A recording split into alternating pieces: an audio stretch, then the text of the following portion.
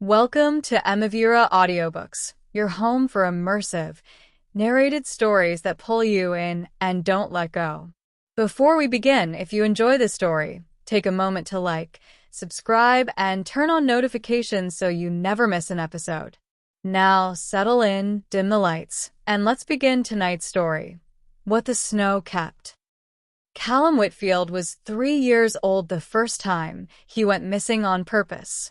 His mother, Marion, had turned her back for less than a minute at the Invermay Aquatic Center, and when she turned around again, he'd climbed the fence separating the toddler pool from the 50-meter lanes and was standing at the deep end trying to talk a lifeguard into giving him a lesson. He couldn't swim a stroke. He simply hadn't seen why that should stop him. Marion used to tell the story at dinner parties for the next 20 years, always ending it the same way. That's Callum. Decide first, work out the details later. She told a second story less often because it frightened her more in hindsight than it had at the time. Callum was 6 and halfway up the service track behind their local slope on borrowed skis 2 sizes too big. He announced he was going to ski down without stopping all the way to the car park and set off before either of them could argue. He fell 4 times in the first 50 meters and got up laughing every time, and by the 5th fall he'd stopped laughing and simply gritted his teeth and kept going, because by then it wasn't fun anymore, it was a thing he'd said he would do. Ray used to say that was the day he understood his son properly for the first time. Not reckless, exactly, just constitutionally unable to leave a thing half-finished once he'd announced it out loud.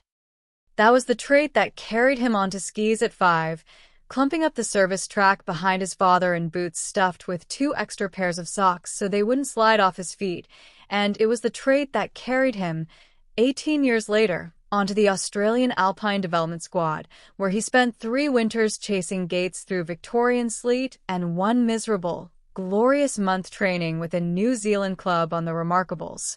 He was good. Not spectacular, the coaches said, but relentless, the kind of skier who outworked boys with twice his natural talent. When a knee injury finally ended his racing ambitions at 22, he didn't sulk about it for long. He'd always liked teaching more than he let on, liked watching some terrified 9-year-old link their first parallel turns, liked the particular look on a kid's face the moment fear turned into delight halfway down a run.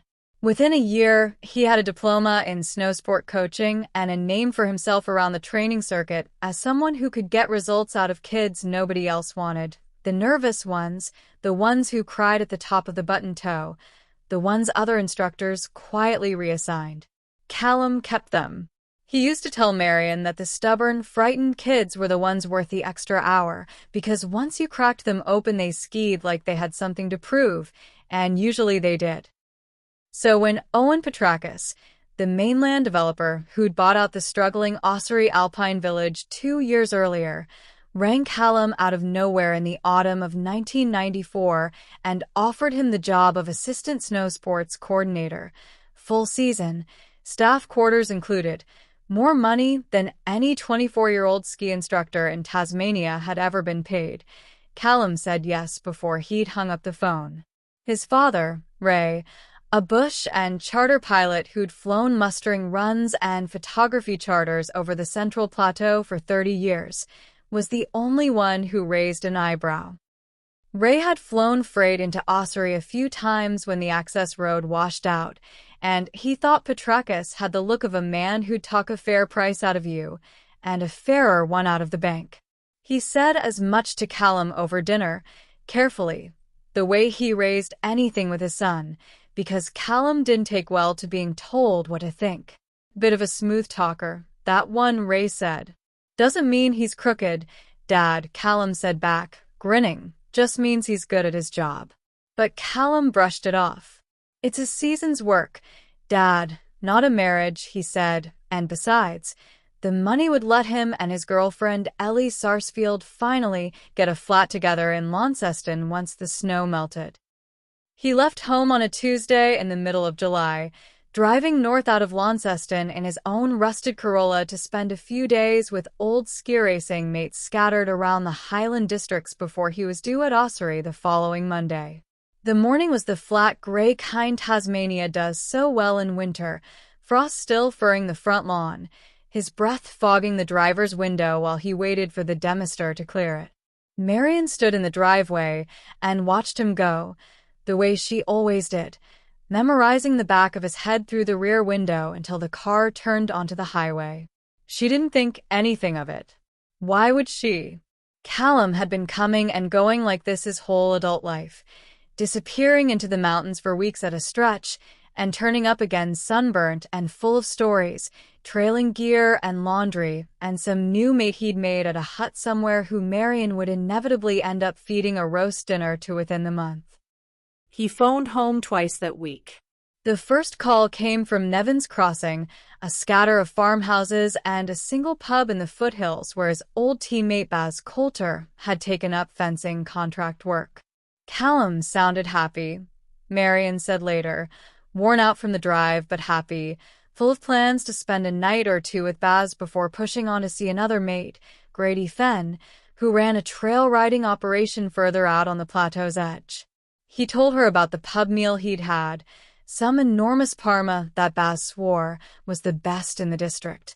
He told her he'd ring again once he reached Ossory on the Saturday, 2 days before he started work, and asked her, half joking, to tell Ellie he loved her in case he forgot, because he knew what he was like once he got talking to the boys. Marian laughed and told him to tell her himself. That was Thursday, the 21st of July. He never rang again. 9 days later, on a Saturday morning at the very end of the month, Marian woke before dawn with her heart going so hard she thought she was having a heart attack. She sat bolt upright in bed and said, out loud, into the dark, something's happened to him. She would try, in later years, to explain the feeling to people who hadn't had it and never manage it properly. It wasn't a dream, she'd say. It was more like a door swinging open somewhere in the house and letting the cold in, and no matter how many times she checked, every door was shut.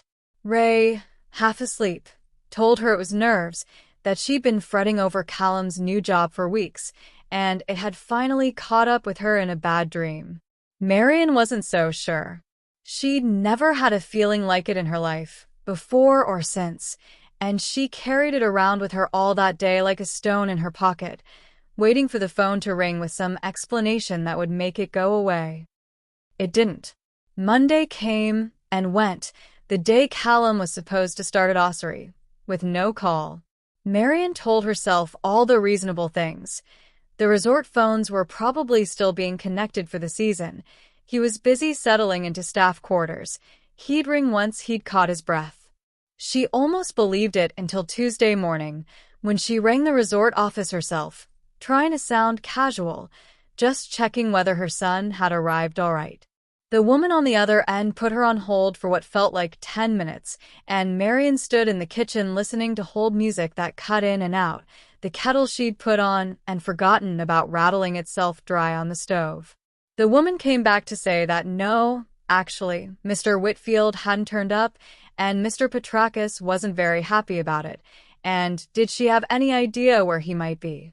Marian hung up the phone and had to sit down on the kitchen floor, the cold of the lino coming up through her dressing gown, and stayed there long enough that Ray found her still sitting when he came in from the hangar an hour later. Ray drove out to Nevins Crossing that same afternoon and found Baz Coulter mending a fence line, unbothered, assuming Callum had simply gone on to Ossory as planned after leaving his place on the Thursday morning. Baz had lent Callum his old green Land Rover for the rest of the trip. Callum's own Corolla wasn't built for the plateau's back tracks, and Baz wasn't using the Rover that week anyway, with the arrangement that Callum would drop it back at Ossory's gatehouse for Baz's brother to collect once the season got underway. Baz told Ray, twisting a fencing wire around a post as he spoke, that Callum had been in good form, cracking jokes about the coaching job, keen to get up there and prove himself.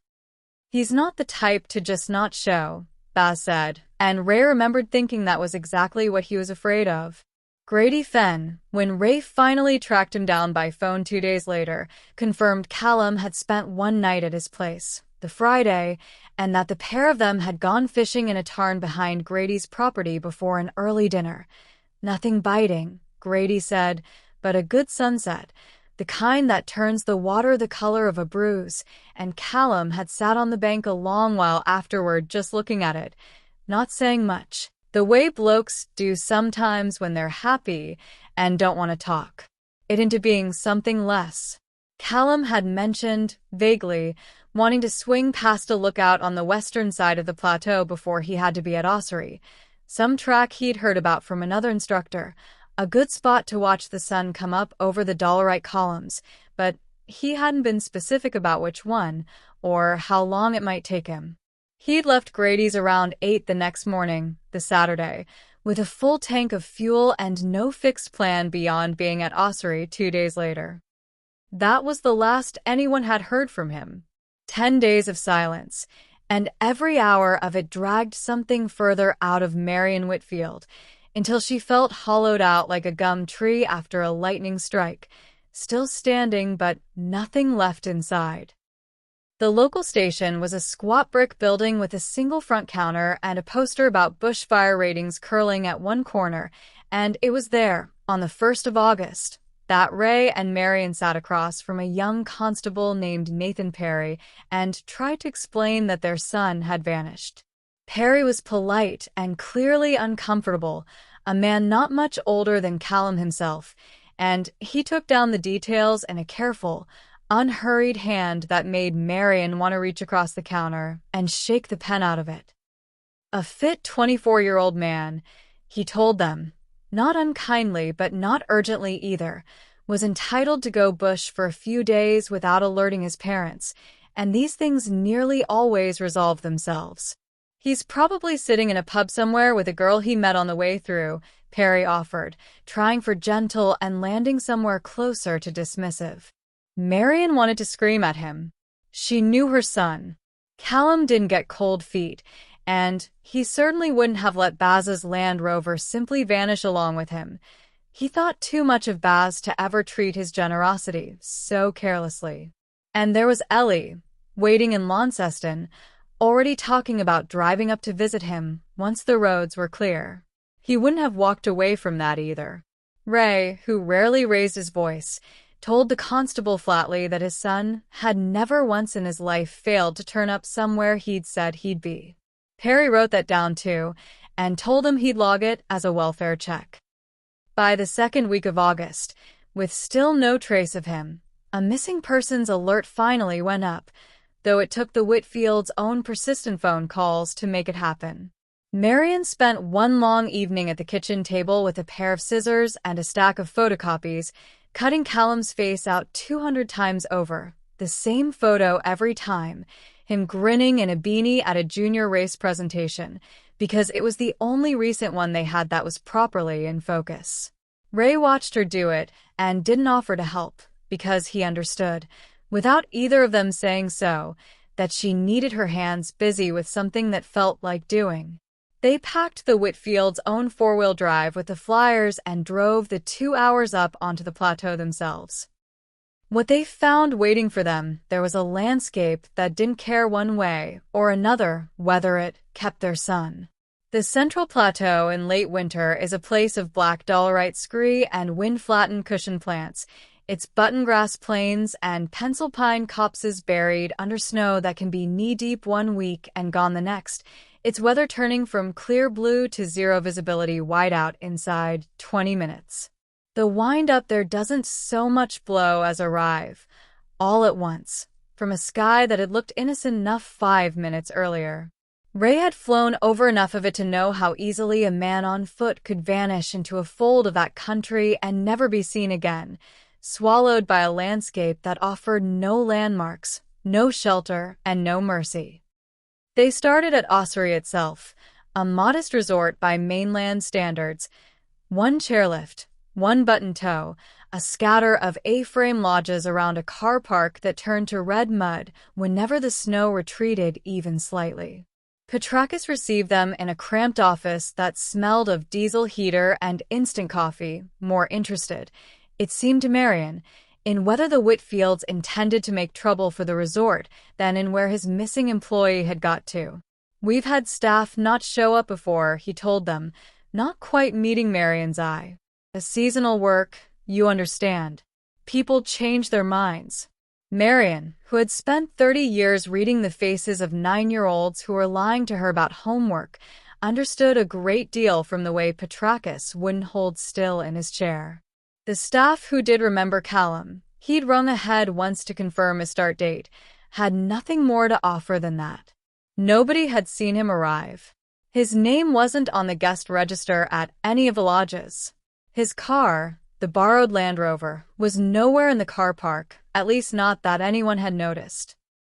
For 3 weeks, Ray and Marion drove the plateau's gravel spine end to end, stopping in every hamlet, taping flyers to the windows of every general store and pub, showing Callum's photograph to shearers, fencing contractors, national parks rangers, anyone who might have crossed his path. In one general store north of the resort, an old shearer studied the photograph for a long time under the counter light before shaking his head and saying only, "Sorry, love. Wish I could help you," in a voice so gentle Marion had to walk outside before she cried in front of him. Marion, a primary school teacher who had never so much as changed a tire before that winter, learned to read a topographic map by torchlight in the front seat of the four-wheel drive while Ray dozed against the window, exhausted from another day of fruitless searching. They found people who remembered a young bloke in a red beanie asking directions to a lookout, or thought they did, though nobody could agree on which lookout, or which day, and every lead dissolved the moment they chased it like footprints that stopped mid-stride in the snow. Local police, when the Whitfields pushed them, seemed almost embarrassed by how thin their own inquiries had been. No formal search had been coordinated. No one had thought to check whether Callum's car might simply be sitting somewhere on resort property, because searching private land, they explained, required the landowner's cooperation, and besides, plenty of blokes left cars parked up on the plateau for weeks at a stretch while they went bushwalking. It was the kind of answer that made Marion want to put her fist through a wall. Ray, unable to sit still with any of it, took his own Cessna up over the plateau on 3 separate mornings that August, flying low search patterns along the resort boundary and the western tracks Callum might have taken, eyes trained for any patch of color that didn't belong against the snow, orange, red, the blue of a parka. He knew the country from the air better than almost anyone alive, and told himself if anyone could spot his own son from 1,000 feet, it would be him. He found nothing. On the 3rd flight, the weather closed in exactly the way it does up there, a clear sky curdling to gray in the time it took him to bank around a ridgeline, and he had to fight a crosswind the whole way back to the strip, furious at the mountain in a way he had never been furious at weather before. He didn't tell Marion how frightened he'd been on that flight for years afterward. He only told her, that night, that he hadn't seen anything and watched something in her face close over like a door.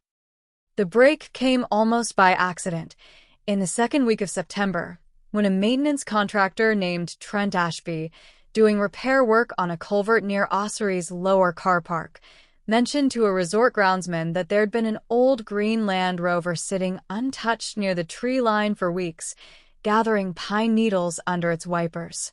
He'd noticed it first almost a month earlier, he said later, and assumed it belonged to a hiker doing the Western Traverse, the way plenty of vehicles did, until the pine needles built up thick enough under the wiper blades that even a contractor with no reason to care started to wonder. Nobody had thought much of it.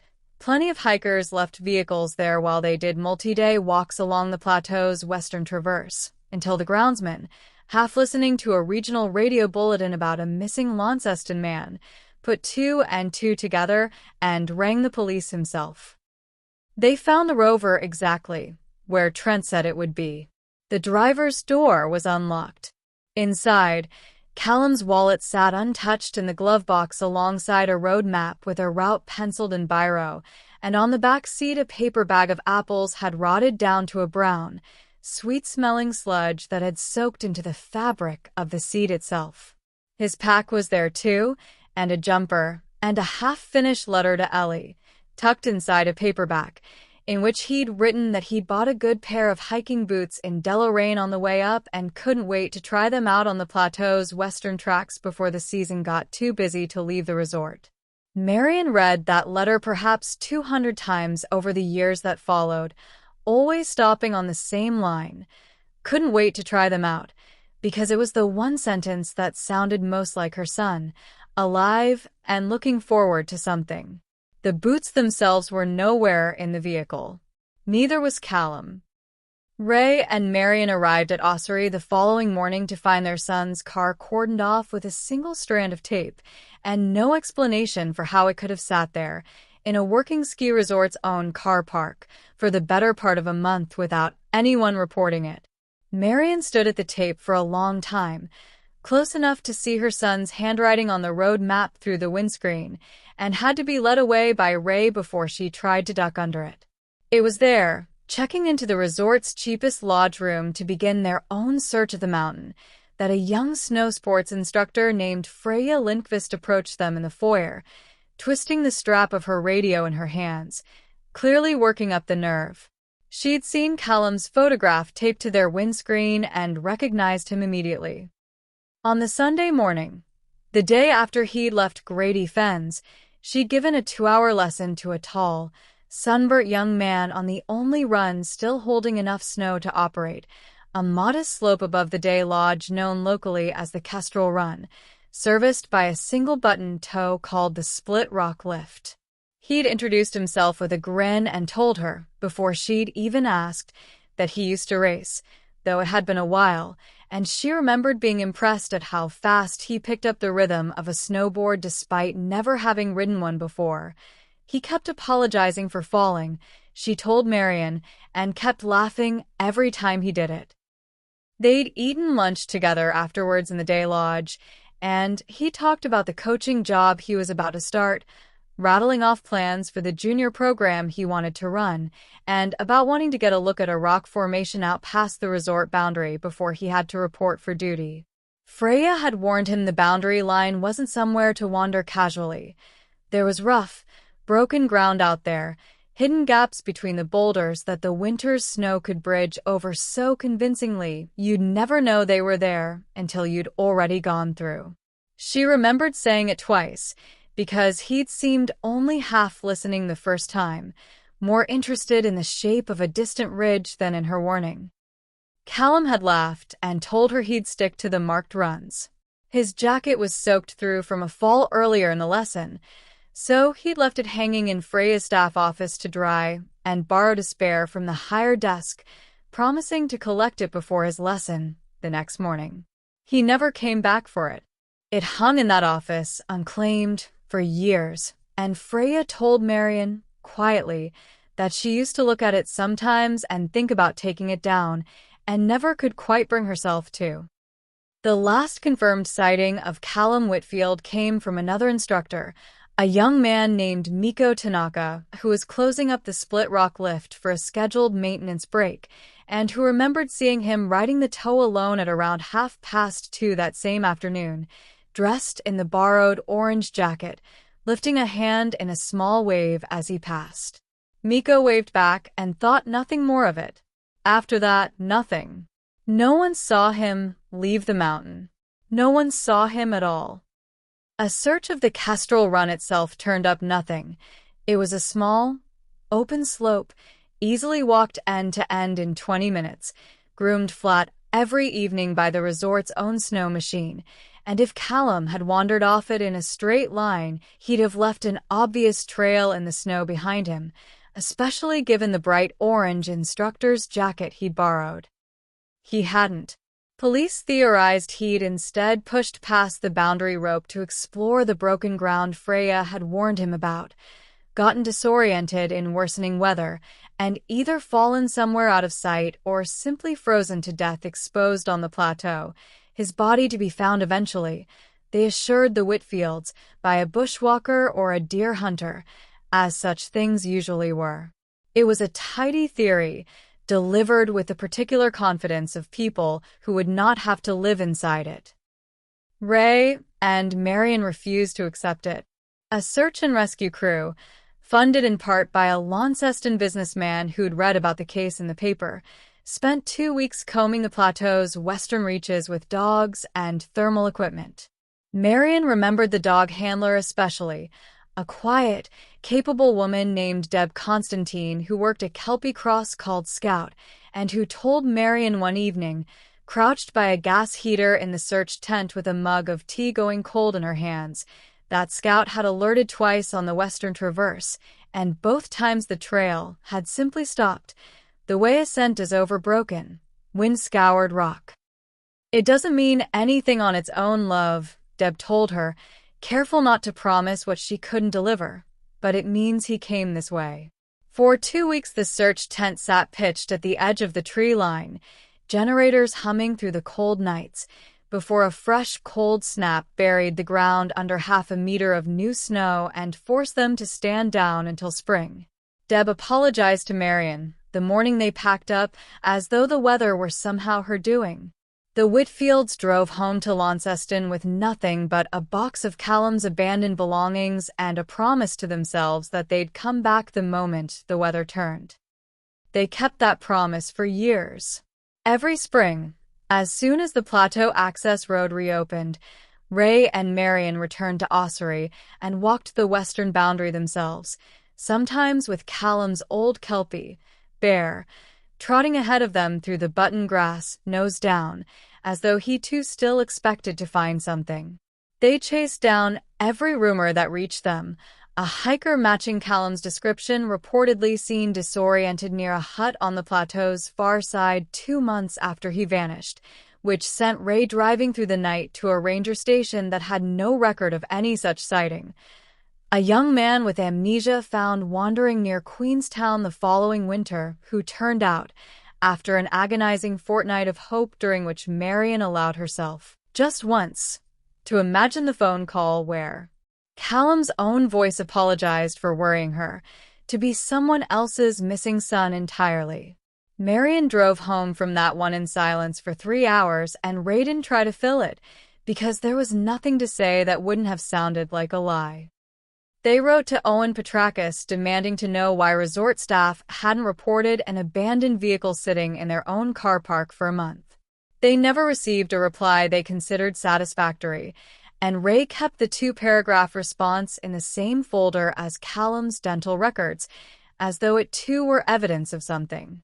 Eventually, exhausted and running low on savings, they scaled the search back to a single fortnight each year, then eventually to occasional weekends, though neither of them ever stopped believing, in some stubborn corner of themselves, that Callum was still out there to be found. 15 years passed this way.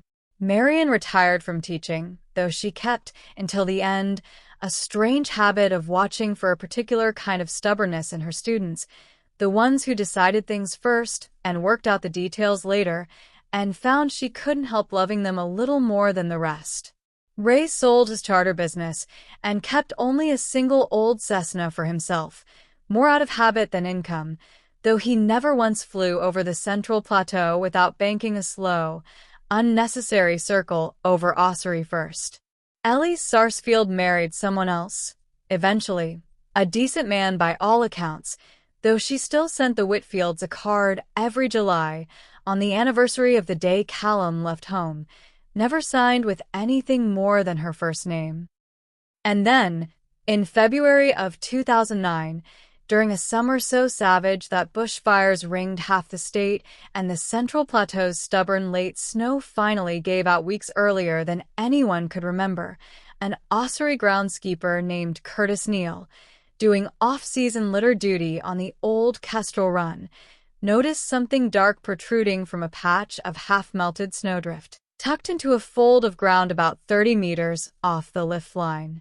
He'd worked at the resort 11 years by then, long enough to know every dip and rise of that slope by feel, and his first thought, absurdly, was that someone had dropped a boot. He walked 20 meters closer before his mind, almost against its will, corrected itself, and stood there a long moment in the thin, smoke-hazed light before he trusted his legs enough to walk back to the maintenance shed and make the call. It was Callum. The Whitfields got the call the following afternoon from a police liaison officer who used the word remains and asked them, with as much gentleness as the sentence allowed, whether they'd be willing to travel up to formally assist with identification. Marion remembered almost nothing about the drive to Hobart, only that Ray kept both hands tight on the wheel the entire way, as though letting go of it might let go of something else entirely, and that somewhere past Oatlands she reached over and rested her hand on his forearm, and neither of them said a word for the rest of the trip. The official explanation came quickly, and it was almost peaceful in its simplicity. Dr. Marcus Hale, the state forensic pathologist, met them in a small consultation room with a box of tissues already placed, unsubtle, within reach, and told them, in the measured voice of a man who had delivered this particular kind of news many times before, that Callum had strayed off the marked run in worsening weather, fallen into a hidden gap between the boulders beneath the snowpack, a feature the resort's own groundskeepers called, with a kind of dark affection people develop for hazards they've learned to live alongside the cauldron and been unable to climb back out. He'd have had air for a while, Dr. Hale told them gently. People who survived similar falls, he said, often described the last hours as strangely calm. It was meant as a comfort, and for one night, exhausted past the point of arguing, Marion let herself take it as one, lying awake in a Hobart motel room picturing her son curled against cold stone, calm, and telling herself that if it had to happen, at least it had happened gently. But the comfort didn't survive daylight. When Ray and Marion returned to Ossory a week later, at the resort's invitation, to see the exact spot where their son had lain for 15 years, they discovered it wasn't tucked away in some inaccessible fold of wilderness at all. It was almost dead center of the groomed run, a run they had themselves walked and photographed a dozen times over the years, a run that had been skied over by thousands of paying guests every single winter since 1994. Ray had a photograph, taken on one of their early searches, of Marion standing not 15 meters from where their son's body had been the whole time.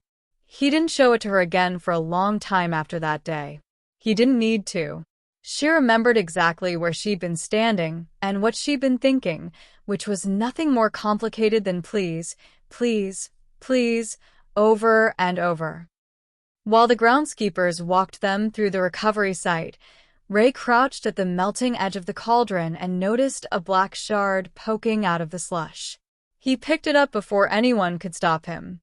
It was a broken section of snowboard, the hire shop's serial number still legible along one edge, and beside it, half buried, several small bones the recovery crew had evidently missed. One of the groundskeepers went pale and radioed the coroner's office. Ray was a methodical man, not given to outbursts, but he had to walk away from the site for several minutes before he trusted himself to speak. When the Whitfields pressed the resort for an explanation of the damage, they were told the snowboard and some of Callum's clothing had been too tightly bound in ice to free by hand, so the recovery crew had used the resort's own snow groomer, a heavy, tiller-fronted machine used to smooth the runs each evening, to help extract them. A resort operations manager explained this to Ray over the phone, and Ray, who had spent enough years around agricultural and grooming machinery to know the difference between a tool that pushes snow and one that carves through it, didn't buy it for a second. A groomer's rotating tiller didn't dig, he said. It flattened. It had no business anywhere near a body being recovered with any care at all. The man on the other end had no answer for that, and the call ended in a silence that told Ray more than any statement could have. The Whitfields couldn't afford to fly Callum's remains to the mainland for an independent autopsy. The search alone had cost them the better part of their retirement savings over the years, so they agreed instead to a CT scan, which Dr. Hale promised would reveal any injuries, even if it couldn't determine the precise cause of death. The wait stretched from days into weeks, and Marion found the not knowing almost harder than the 15 years before it. When the results finally came back, weeks later than promised, they were catastrophic reading for two parents who'd been told their son died peacefully. Both of Callum's forearms had been fractured and separated cleanly from his body. His left leg had been broken in two places, and the lower portion crushed almost beyond recognition. Dr. Hale attributed the arm fractures to the fall itself, and the leg damage to years of settling rock and ice movement around the body. The same kind of gradual, grinding pressure, he explained, that he'd seen in other long-buried remains. Marion didn't believe it, and neither did Ray. They filed a Freedom of Information request for the original recovery photographs, and when the images finally arrived, months later, in a plain envelope, Marion made herself open alone at the kitchen table before she'd let Ray see them. What they showed made the official story harder still to accept. Callum's body had come to rest on its side, not upright the way a person falling straight down through a gap would be expected to land. His left leg, the shattered one, lay directly beneath his right, which was completely undamaged, an odd asymmetry for injuries supposedly caused by even settling of the surrounding rock. His left boot sat beside him, still laced, still packed with snow, its lining torn into ribbons and marked with a pattern of small puncture wounds that matched, almost too precisely, the pattern of damage to his leg. If he'd still been wearing the boot when he fell, it should have gone down with him, strapped to the board or clipped in his bindings. It hadn't. Marion told Ray afterward that the worst of it wasn't the injuries themselves, it was how ordinary the boot looked sitting there beside him, laced up neat, as though someone had simply set it down. Most damning of all, to Ray, was the snowboard itself.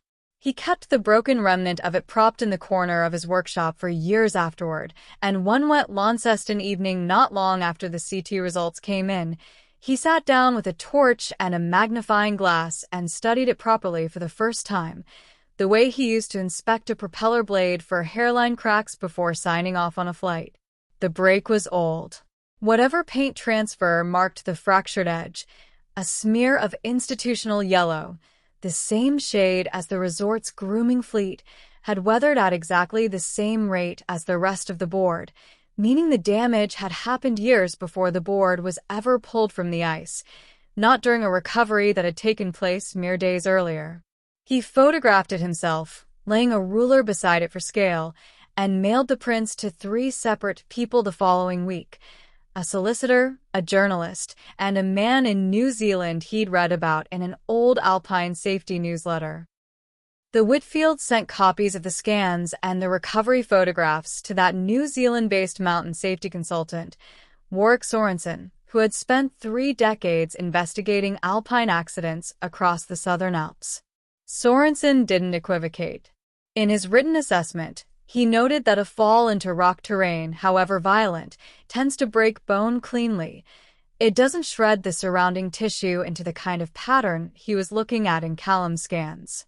That kind of injury, he wrote, comes from contact with rotating machinery, not gravity, a pattern he'd seen only twice before in 3 decades of casework, both times involving grooming equipment. Dr. Hale, for his part, held his ground.